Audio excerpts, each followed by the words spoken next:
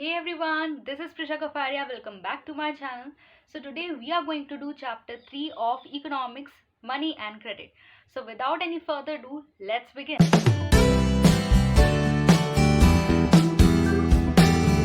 Yes तो सबसे पहले तो हम चैप्टर के नाम को समझते हैं which is money and credit.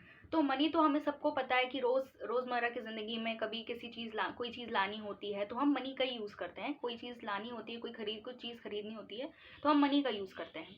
अच्छा, क्रेडिट क्या होता है? तो क्रेडिट देखिए, जब आप कोई बड़ी चीज़ करने वाले होते हैं, कुछ बड़ा घर वर बनाने वाले होते हैं, कोई कार लेने वाले होते हैं या फिर कोई फैक्ट्री लगाने वाले होते हैं, तो आप क्या करते हैं, इतने सारे पैसे तो आपके पास होते नहीं है। तो आप क्या करते हो, कुछ अमाउंट ऑफ मनी या तो बैंक से या फिर कोऑपरेटिव सेक्टर से लेते हैं वो मनी, है ना। और मनी को क्या करते हो, यूज़ करते हो फिर, और जो भी आपको फैक्ट्री बनानी होती है, जो भी करना होता है, वो आप उस मनी को यूज़ करके कर लेते हैं। अब वो मनी को आपको रीपे भी करना रहता है और विद अ हायर इंटरेस्ट। अब वो इंटरेस्ट क्या होता है वो सब चैप्टर में डिटेल में बताऊंगी मैं, लेकिन सिंपल ओवरव्यू बस यही है कि क्रेडिट वो चीज़ होती है जब आपके पास प्रॉपर मनी नहीं होता, तो आप मनी क्या करते हो, बोरो करते हो and then you use it and then you repay it also, है ना, with a little bit more amount. ठीक है, ज़्यादा अमाउंट में आप उसको फिर से रीपे भी करते हो, तो दैट इज कॉल्ड क्रेडिट। ठीक है, तो मनी, इस चैप्टर में हम मनी के बारे में क्या पढ़ने वाले हैं कि money why it is a medium of exchange, और पहले क्या यूज किया जाता था मनी जब नहीं था। और इंडिया की बात करेंगे तो मनी जो होता है उस अभी मनी तो अभी पेपर नोट्स और कॉइन्स के फॉर्म में आया है, बट पहले के टाइम पे क्या यूज़ किया जाता था, है ना। तो वो सारी चीज़ें हम डिटेल में पढ़ेंगे इस चैप्टर में। So let's start with money as a medium of exchange. So money acts as an intermediate in the exchange process. Money acts as an intermediate in the exchange process. आप कोई से भी चीज़ आपको खरीदनी होती है तो आप मार्केट में जाते हो, वो चीज़ इजीली खरीद लेते हो। ठीक है, by what, by giving your money, in return of that you get things which you want, है ना। तो इसलिए हम इसे मीडियम ऑफ एक्सचेंज बोलते हैं। अब a person holding money can easily exchange it for any commodity और सर्विस दैट ही और शी माइट वांट। आपको कोई सी भी कमोडिटी या फिर सर्विस चाहिए होती है तो आप मनी सबसे पहले देते हो and in return of it you get that service और कमोडिटी। पहले के टाइम पे क्या किया जाता था, बार्टर सिस्टम किया जाता था, बार्टर सिस्टम यूज किया जाता था। Now what is barter system? Barter system is a system in which transactions होते थे लेकिन without the use of money. Money का यूज नहीं किया जाता था। और इसमें एक बहुत अलग अलग पार्ट्स होते हैं बार्टर सिस्टम के, लेकिन एक इसेंशियल फीचर होता है डबल कोइंसिडेंस ऑफ वांट्स। अब ये क्या होता है, तो for understanding this let's take a scenario. ठीक है, एक शॉपकीपर है जिसको अपने शूज बेचने हैं, ठीक है, और उसके बदले में उसको चाहिए व्हीट, तो वो एक व्हीट ग्रोइंग फार्मर को ढूंढेगा, है ना। और व्हीट ग्रोइंग फार्मर का ये भी होना बहुत जरूरी है कि अब व्हीट ग्रोइंग फार्मर को भी क्या चाहिए, शूज चाहिए बदले में। तो अब जब दोनों मिलेंगे, शॉपकीपर जब मिलेगा तो वो अपने शूज व्हीट ग्रोइंग फार्मर को दे देगा। ठीक है, उसको जो शूज बेचने थे वो व्हीट ग्रोइंग फार्मर को दे देगा, और इन रिटर्न ऑफ दैट जो व्हीट ग्रोइंग फार्मर है वो उस शॉपकीपर को क्या दे देंगे, व्हीट दे देंगे। तो इस तरह से दोनों की सहमति होनी चाहिए कि क्या आप खरीदना चाहते हैं और वही आप सेल करना चाहते हैं। तो इसे बोलते हैं हम डबल कोइंसिडेंस ऑफ वांट्स, कि what one desires to sell is the other what wishes to buy. ठीक है, so this is called what, double coincidence of wants, and it is an essential feature in barter system. ठीक है, इतना समझ में आ गया। अब हम आते हैं मॉडर्न फॉर्म्स ऑफ मनी पे। मॉडर्न फॉर्म्स ऑफ मनी में हम आते हैं, देखिए इंडियंस जो थे वो पहले के टाइम पे केटल और ग्रेन्स का यूज करते थे in day to day transactions. जैसे किसी को अगर राइस चाहिए तो वो क्या करेगा, ग्रेन्स दे देगा और राइस खरीद लेगा। ठीक है, this is the transaction processes at that time. ठीक है, पुरानी बात हो रही है। और मुगल एम्पायर और बहुत सारे एम्पायर्स के टाइम पे गोल्ड, सिल्वर, कॉपर कॉइन्स का भी यूज किया जाता था for day to day transaction. ठीक है, लेकिन अभी के टाइम पर क्या यूज किया जाता है, मॉडर्न फॉर्म्स ऑफ मनी क्या है, पेपर, नोट्स एंड कॉइन्स। अब इनकी क्या वैल्यू है, देखिए gold, silver coins, copper coins, grains, cattle, इनकी खुद की एक वैल्यू थी, और ग्रेन्स और कैटल्स तो एवरीडे यूज के लिए भी बहुत ज्यादा जरूरी थे। लेकिन अगर हम बात करें पेपर नोट्स, तो पेपर नोट्स तो पेपर के होते हैं, कॉइन्स इनकी क्या वैल्यू है, तो इनकी बहुत ज्यादा वैल्यू है। इनको आरबीआई इशू करता है on behalf of central government. ठीक है, आरबीआई क्या है, रिजर्व बैंक ऑफ इंडिया। ठीक है, तो वो क्या करता है, उसे इशू करता है on behalf of central government, और इसके कारण से इसकी इतनी ज़्यादा वैल्यू है। और हमारे इंडियन लॉ के अकॉर्डिंग कोई दूसरा इंडिविजुअल, नो अदर इंडिविजुअल और organization is allowed to issue currency. कोई और करेंसी नहीं बना सकता है। लाइक पेपर के नोट से इजीली हम प्रिंटेड पेपर लेंगे और मतलब एक कोई सा भी नोट लेंगे और फिर हम उसको छापते जाएंगे, बहुत सारे पैसे निकल जाएंगे। लेकिन दैट इज रॉन्ग। ठीक है, इलीगल होता है ये, सिर्फ आरबीआई ही ये कर सकता है, कोई दूसरा इंडिविजुअल या ऑर्गेनाइजेशन ये नहीं कर सकता है अकॉर्डिंग टू इंडियन लॉ। ठीक है। The rupee is widely accepted as a medium of exchange in India, और इस कारण से मनी को भी हमने एक्सेप्ट किया है as a medium of exchange, और it is widely used for day to day transactions in India.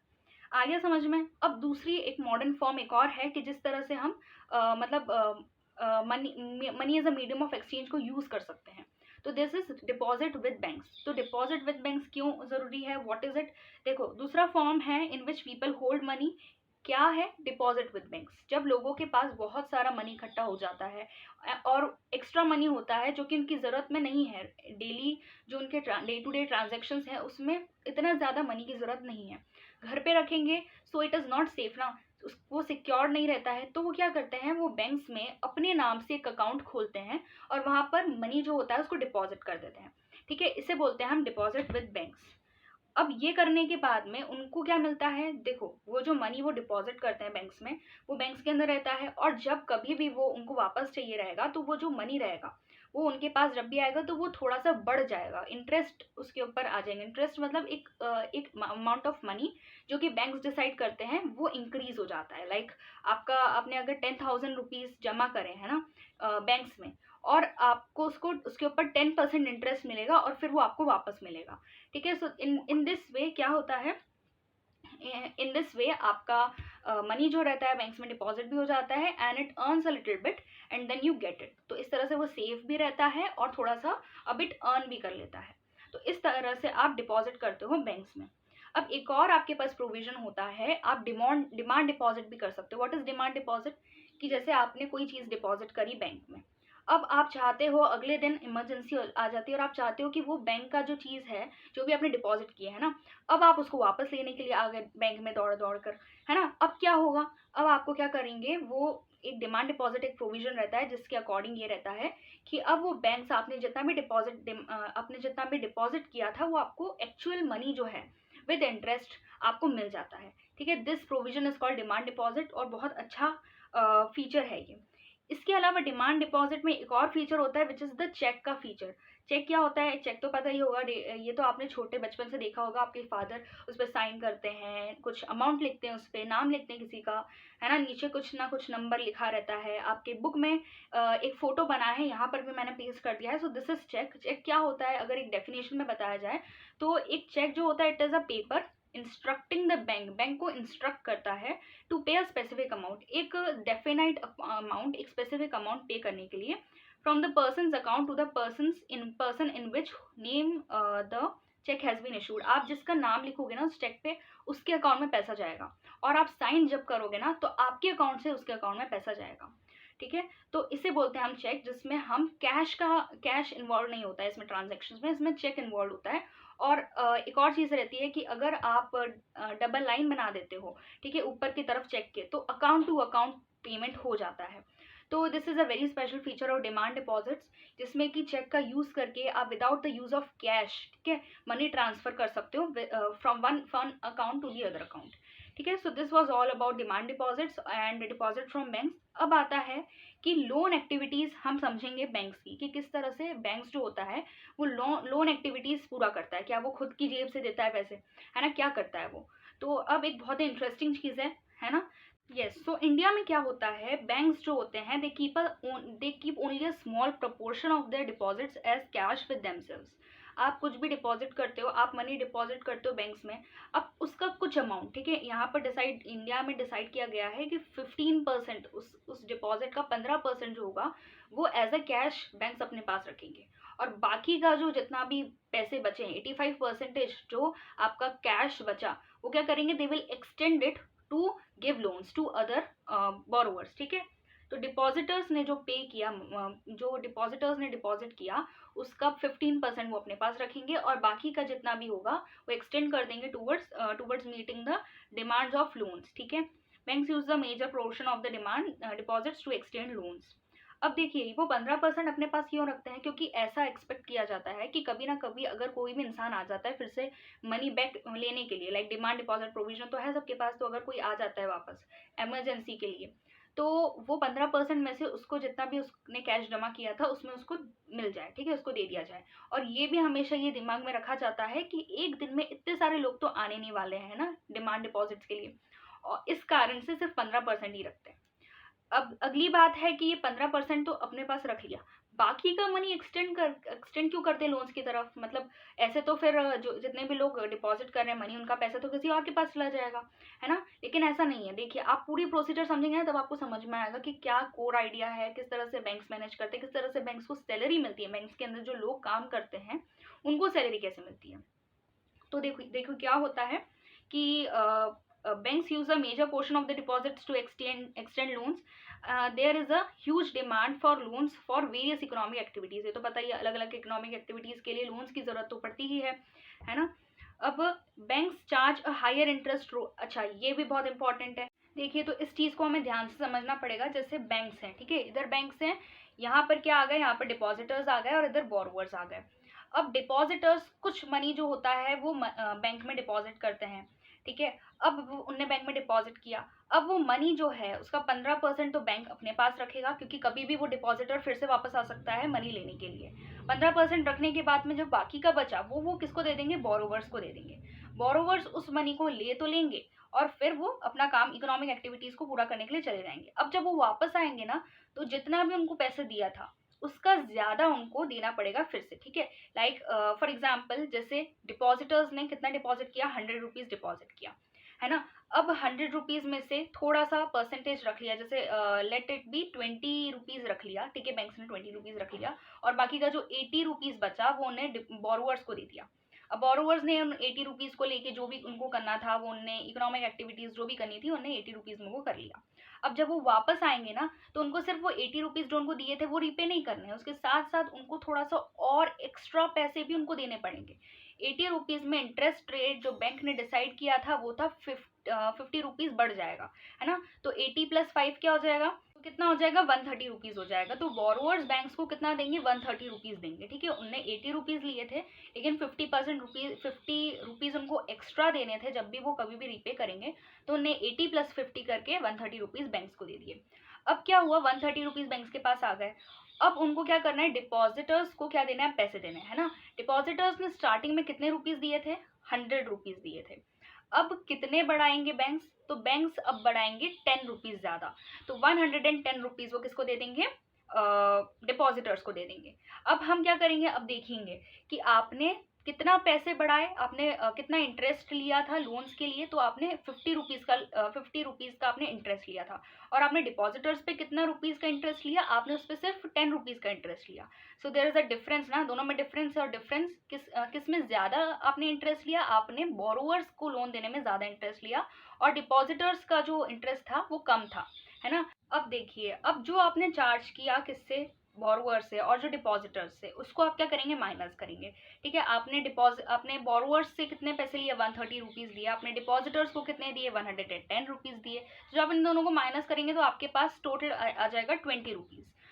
तो अब इस 20 रुपीज का क्या करेंगे? वो सो ये 20 रुपीज जो है वो बैंक्स खुद के पास अपने पास रखेंगे, और फिर इन 20 रुपीज से वो अपने कर्मचारियों को पैसे देंगे, ठीक है, सैलरी, एज अ सैलरी, और बहुत सारी जो भी उनको करना रहेगा वो 20 रुपीज से वो बैंक्स के ही काम में वो उसे लगा देंगे। तो लाइक दिस बैंक्स जो होते हैं वो लोन एक्टिविटीज को मैनेज करते हैं, और उसके साथ साथ खुद की भी सैलरी और बाकी सारे कामों को वो पूरा कर लेते हैं। तो इसलिए ये चीज आपको हमेशा ध्यान रखनी है कि the difference between what is charged from borrowers and what is paid to depositors is their main source of income for banks, ठीक है। तो ये इंपॉर्टेंट पॉइंट है, लोन एक्टिविटीज फ्रॉम बैंक्स, और इसके ऊपर बहुत बार क्वेश्चन भी आया है, सो इसको एज इट इज लर्न भी कर लीजिएगा, ठीक। यस, तो अब हम आते हैं 2 डिफरेंट क्रेडिट सिचुएशंस पे। देखिए, क्रेडिट क्या होता है मैंने आपको स्टार्टिंग में भी बताया था, यहाँ पर एक डेफिनेशन गिवन है वो समझा देती हूँ। Credit refers to an agreement in which the lender supplies the borrower with money, goods and services in return for the promise of future payment. क्या होता है? क्रेडिट एक एग्रीमेंट है ना, जो कि लेंडर बोरोवर को देता है। कैसे देता है? मनी दे सकता है, गुड्स दे सकता है, सर्विसेज दे सकता है, लेकिन फ्यूचर में बोरोवर को, लेंडर को पैसे, मतलब जो भी मनी या फिर कुछ भी सर्विसेज उसके दी है उसको रीपे करना पड़ेगा, ठीक है। तो दिस इज कॉल्ड क्रेडिट। अब यहाँ पर दो स्टोरीज गिवन है, एक सलीम की स्टोरी गिवन है, एक स्वप्ना की स्टोरी गिवन है। स्टोरी आप रीड कर सकते हैं, ठीक है, आप बुक में से रीड कर लीजिएगा। अभी मैं सिंपल बता रही हूँ कि what was the outcome. Credit किस तरह से अच्छा रोल प्ले करता है, क्रेडिट किस तरह से बुरा रोल प्ले भी करता है। तो जो सलीम था, उसके लिए क्रेडिट का रोल बहुत अच्छा रहा, ठीक है। उसने क्रेडिट जब लिया तो उसके वैसे उसको शूज़ बनाने का लेना था, ठीक है। तो उसने क्रेडिट लिया और उसने शूज़ भी बना लिए, वर्किंग कैपिटल खरीद ली। उसने जो भी जितना भी क्रेडिट लिया उससे उसने वर्किंग कैपिटल जो थी वो प्रोडक्शन में उसने इन्वेस्ट कर दिया, है ना। उसके एक्सपेंसेस जितने भी थे वो सारे ऑनगोइंग एक्सपेंसेस जितने भी थे वो सारे पूरे हो गए, है ना। प्रोडक्शन भी टाइम पर हो चुका था और फिर उसने उस चीज़ को जब बेचा तब उसको प्रॉफिट भी मिला। और प्रॉफिट मिलने के बाद जो अमाउंट ऑफ मनी उसको फिर से रीपे करना था वो उसने कर भी दिया, क्योंकि उसने क्रेडिट लिया था तो रीपे करना भी जरूरी था, तो रीपे कर भी दिया। और उसके बाद में भी कुछ अमाउंट ऑफ मनी उसके पास बच गया, and that is the profit which he got. तो in this case, in Salim's case, credit played a very crucial role, ठीक है। अब हम अगर स्वप्ना की बात करेंगे तो स्वप्ना ने हमेशा स्वप्ना और बहुत सारे जो रूरल फार्मर्स होते हैं वो किस लिए लेते हैं लोन, वो हमेशा क्रॉप प्रोडक्शन के लिए लोन लेते हैं। तो वैसे ही स्वप्ना ने भी क्रॉप प्रोडक्शन के लिए लोन लिया। अब वो लोन तो उसने ले लिया, उसके बाद में उसकी क्रॉप्स फेल हो गई, ठीक है। फेल होने के बाद क्या हुआ, उसके पास इनकम तो आई नहीं, उसने एक और लोन ले लिया। फिर से उसने सारी सोइंग वोइंग सारी चीज़ें करी, लेकिन हार्वेस्टिंग के टाइम पर उतनी उतनी क्रॉप्स नहीं प्रोड्यूस हो पाई जितनी उससे प्रोड्यूस होनी चाहिए थी, है ना, रीपे करने के लिए, क्रेडिट को रीपे करने के लिए। तो अब क्या हुआ, अब इस तरह से क्रेडिट ने तो स्वप्ना को एकदम डेप्ट ट्रैप क्या होता है, एक ऐसा ट्रैप इन विच आपको एकदम मतलब आपको जकड़ लिया जाता है कि अब आपको क्या करना है, आपके पास इतने पैसे नहीं है लेकिन फिर भी आपको क्या करना है, रीपे करना है ना। अब रीपेमेंट 100 रुपीज का है और आपके पास अगर सिर्फ 20 रुपीज है, अब क्या इसे बोलते हैं डेब्ट ट्रैप, ठीक है। अब आप समझ पा रहे होंगे, तो इसे बोलते हैं डेब्ट ट्रैप।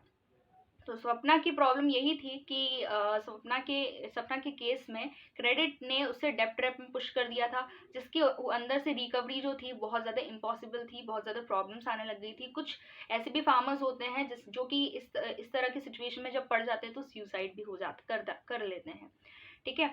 तो इस कारण से क्रेडिट जो होता है वो अच्छा रोल भी प्ले करता है और बुरा रोल भी प्ले करता है। सो इसलिए यहाँ पर दो दो डिफरेंट क्रेडिट की सिचुएशंस बताई थी।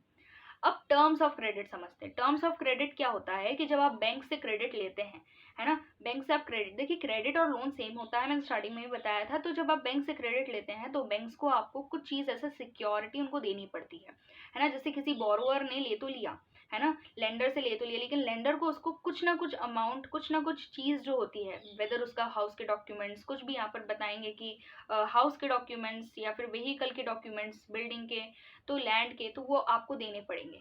क्यों देने पड़ेंगे कि अगर आपने सही टाइम पे पैसे नहीं लौटाए, रीपे नहीं किए, तो जो भी लेंडर होगा जिसके पास आपके डॉक्यूमेंट्स है वो उसको जब्त कर सकता है, वो फिर ले लेगा, ठीक है। उस चीज़ को बेच कर वो अपने पैसे ले लेगा। तो this is called collateral. Collateral क्या होता है कि कोलेट्रल सिक्योरिटी होती है। It is an asset that the borrower owns, borrower के पास होता है, लैंड हो सकती है, बिल्डिंग हो सकती है, vehicle, livestock, deposits with banks, और ये यूज़ करता है, it is as a guarantee, वो गारंटी दे देता है कि आप ये मेरी चीज़ रख लीजिए, मैं आपको लोन को रीपे कर दूंगा, फिर आप मुझे ये दे दीजिएगा। और अगर मैंने नहीं किया तो फिर क्या करेगा, the lender has the right, उसके पास, तो लेंडर के पास वो राइट रहता है कि वो उस एसेट या फिर कोलेट्रल को सेल करके वो पेमेंट अपने पास ऑब्टेन कर ले। आया समझ में। तो अगर हम टर्म्स ऑफ क्रेडिट की बात करें तो टर्म्स ऑफ क्रेडिट में चार चीज़ें होती हैं। एक होता है इंटरेस्ट रेट, दूसरा होता है कोलेट्रल, कोलेट्रल मैंने समझा दिया है, इंटरेस्ट रेट भी मैंने समझा दिया था कि द अमाउंट ऑफ मनी जो कि आपको पे करना पड़ता है, ठीक है। डॉक्यूमेंटेशन रिक्वायर्ड, डॉक्यूमेंटेशन जो कि डॉक्यूमेंट्स आप देते हो, जैसे अगर आप लैंड के डॉक्यूमेंट्स दे रहे हो तो वो भी टर्म्स ऑफ क्रेडिट में ही आता है। आप क्रेडिट उस हिसाब से भी दे सकते हो। या फिर mode of repayment, mode of repayment कैसे, आप डिजिटली पे कर रहे हो, आप किस तरह से पे कर रहे हो, आप हैंड टू हैंड पे करोगे, है ना। तो that these all together comprises terms of credit, ठीक है। आया समझ में। अब हम आते हैं फॉर्मल सेक्टर क्रेडिट और इनफॉर्मल सेक्टर क्रेडिट। देखिए फॉर्मल सेक्टर क्रेडिट में आते हैं लोन्स फ्रॉम बैंक्स और कोऑपरेटिव्स, और इनफॉर्मल सेक्टर में आते हैं loans from money lenders, traders, employers, relatives, friends, etcetera. अब फॉर्मल लोन्स की बात करें तो इनको कौन सुपरवाइज करता है, इनको सुपरवाइज करते हैं रिजर्व बैंक ऑफ इंडिया, जो कि इशू करता है करेंसी, मैंने स्टार्टिंग में बताया था। तो इनको सुपरवाइज कौन करता है, रिजर्व बैंक ऑफ इंडिया, जो कि एकदम ध्यान रखता है कि ये कोई मिसयूज नहीं करे पावर्स, कुछ गलत तो नहीं कर रहा है ना। ये सारी चीज़ें कौन देखता है, आरबीआई देखता है।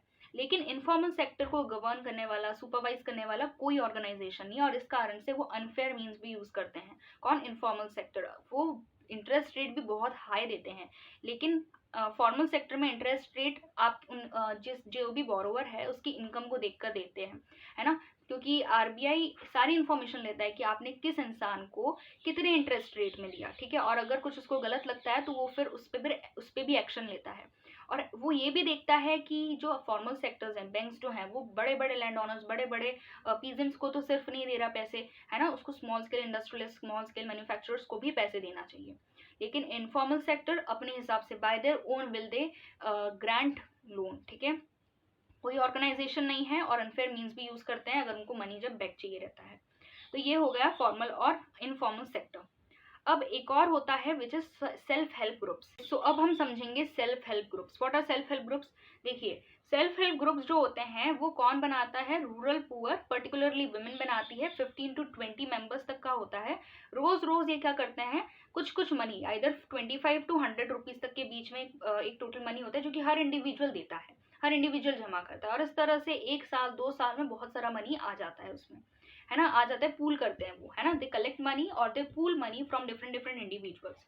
अब कभी भी किसी को मनी की जरूरत होती है तो क्या करते हैं, उसी जो भी मनी उन्हें कलेक्ट किया उसी में से वो ले लेते हैं मनी, और बाद में क्या करते हैं, रिपे कर देते हैं। अब वो एक दूसरे को तो जानते रहते हैं क्योंकि 15 से 20 लोग ही रहते हैं, एक दूसरे को इजिली जानते हैं, तो कभी अगर रिपेमेंट में उनको कुछ प्रॉब्लम भी आती है तो बाकी सारे मेंबर्स उनको हेल्प करते हैं, है ना। तो इस तरह से आपका जो सेल्फ हेल्प ग्रुप्स हैं वो वर्क करते हैं। अब 1-2 साल बाद क्या होता है, इतना सारा मनी इकट्ठा हो जाता है कि वो अब उस मनी को लेकर के बैंक्स में भी जा सकते हैं और उस मनी को एज अ कोलेट्रल भी दे सकते हैं बैंक्स को, कि हाँ आप ये सिक्योरिटी के लिए आप पकड़िए और हमें लोन दीजिए, है ना। तो जो बैंक्स होते हैं वो पुअर जो होते हैं उनके पास इतना ज़्यादा कोलेट्रल लैंड वेंट होती नहीं है, तो इस कारण से वो बैंक से लोन ले नहीं पाते हैं ना, वो ज़्यादातर इनफॉर्मल सेक्टर से लोन लेते हैं।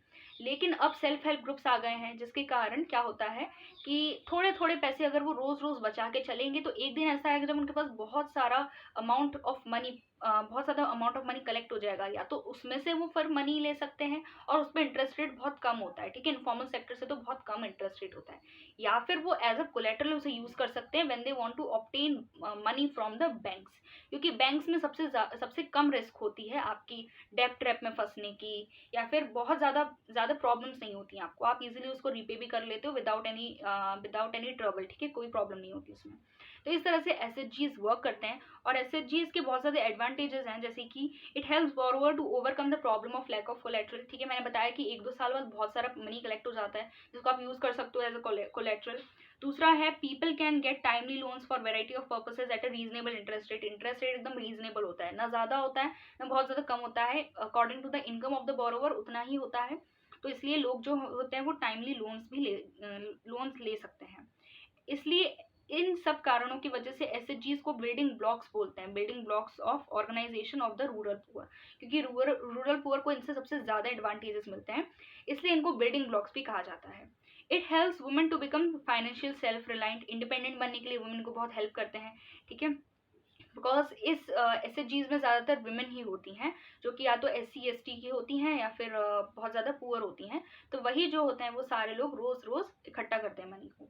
The regular meetings of the group provide a platform. एक और बहुत इंपॉर्टेंट चीज़ होती है कि रोज़ रोज़ ये लोगों की मीटिंग होती है, कुछ डिसीजन लेने के लिए ग्रुप डिस्कशन होता है, तो कभी कभी ऐसा भी होता है कि कुछ सोशल इश्यूज के बारे में भी इनके बीच में डिस्कशन होने लगता है, जिसके कारण बहुत अच्छा आउटकम प्रोड्यूस होता है, बहुत सारे स्टेप्स वो लेते हैं, ठीक। सो यस, अब ये चैप्टर फुल्ली कंप्लीट हो चुका है ना, आपको हर एक चीज़ को बहुत ही डिटेल में समझाया गया है।